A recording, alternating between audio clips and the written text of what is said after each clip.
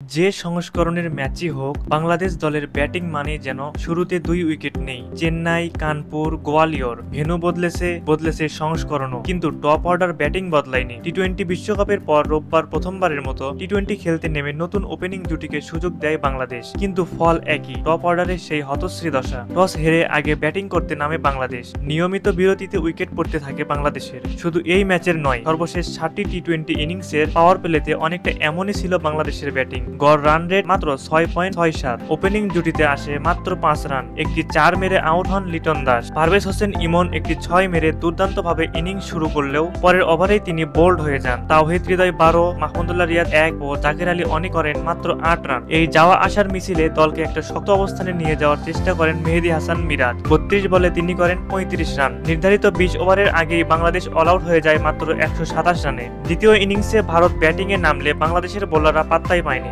Bharat match জিতে মাত্র 12 ওভারে। এই দিন বল হাতে কোনো বোলারই সুবিধা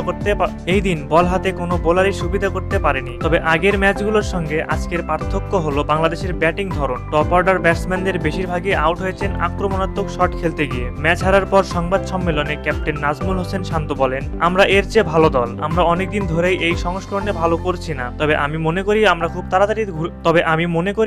তাড়াতাড়ি ঘুরে দাঁড়াবো। আমার মনে হয় আমাদের সবারই দায়িত্ব নিতে হবে। দিল্লিতে 9 অক্টোবরের ম্যাচে ঘুরে দাঁড়ানোর প্রত্যাশা সকল বাংলাদেশি ক্রিকেট ভক্তদের। আপনি যদি আমাদের নিউজ এক্সট্রা বিডি চ্যানেলটিতে নতুন হয়ে থাকেন, তাহলে অবশ্যই চ্যানেলটি সাবস্ক্রাইব করবেন। এতক্ষণ পাশে থাকার জন্য সকলকে ধন্যবাদ।